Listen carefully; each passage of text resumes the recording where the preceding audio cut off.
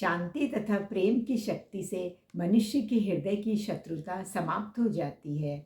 दूरदर्शिता, धैर्य और अवसर के अनुसार कार्य करने से जीवन में सफलता मिलती है। सती मृगावती में यह सभी गुण विद्यमान थे। मैं हूँ आपकी दोस्त मंजू आंचलिया और आप देख रहे हैं मंजूज स्टोरीज। तो शुरू करते हैं अगली कहानी। सती मृगावती। सती मृगावती वैशाली के राजा चेटक की पुत्री थी।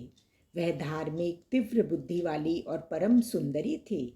उसका विवाह कौशाम्बी के राजा शतानिक के साथ हुआ था।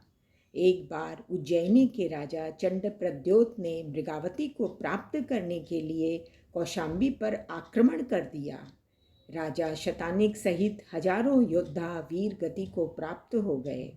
रानी मृगावती ने महामंत्री और सेनापति से सलाह मशवरा करके दूत के माध्यम से प्रद्योत को कहलवाया कि वह कौशाम्बी के किले और चारदीवारी की मरम्मत करवा दे।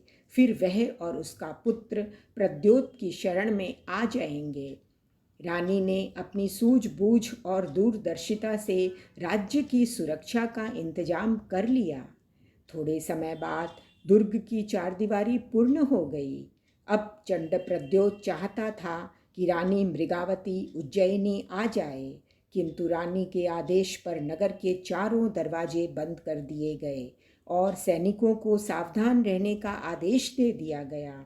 रानी ने संदेश भिजवा दिया कि मैं क्षत्रियाणी हूँ और प्राण देकर भी शील की रक्षा करूँगी।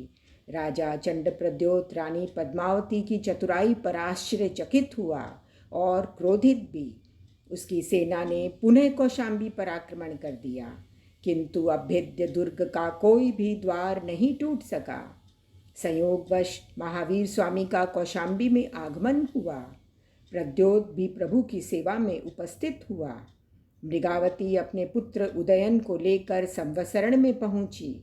वहाँ प्रभु के निकट पहुँचते ही सब बैर भाव भूल जाते हैं। मृगावती ने अपने पुत्र को प्रद्योत को सौंप दिया और महावीर स्वामी के पास दीक्षा ले ली। अगले दिन प्रद्योत ने उसके पुत्र का कौशाम्बी में राज तिलक कर दिया और वह उज्जैनी लौट आया। मृगावती दीक्षा लेकर चंदनबाला के नेतृत्व में साध्वी जीवन जी रही थी।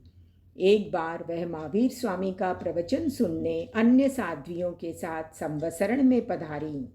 वहाँ सूर्यदेव और चंद्रदेव महावीर के दर्शनों के लिए आए थे। उनके आने से वहाँ प्रकाश फैल गया।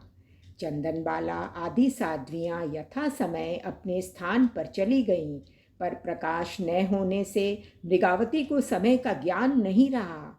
सूर्य और चंद्र के चले जाने पर जब अचानक अंधेरा छाया तो मृगावती को ज्ञान हुआ। वह अपने स्थान पर आई। चंदनबाला ने इस भूल के लिए उन्हें उलाहना दिया। मृगावती ने अपनी भूल के लिए क्षमा मांगी और पश्चाताप करने लगी। भावना का वेग इतना बढ़ा कि उन्होंने केवल ज्ञान प्राप्त कर लिया और धर्ममय जीवन जीते हुए मोक्ष को प्राप्त किया। धन्यवाद।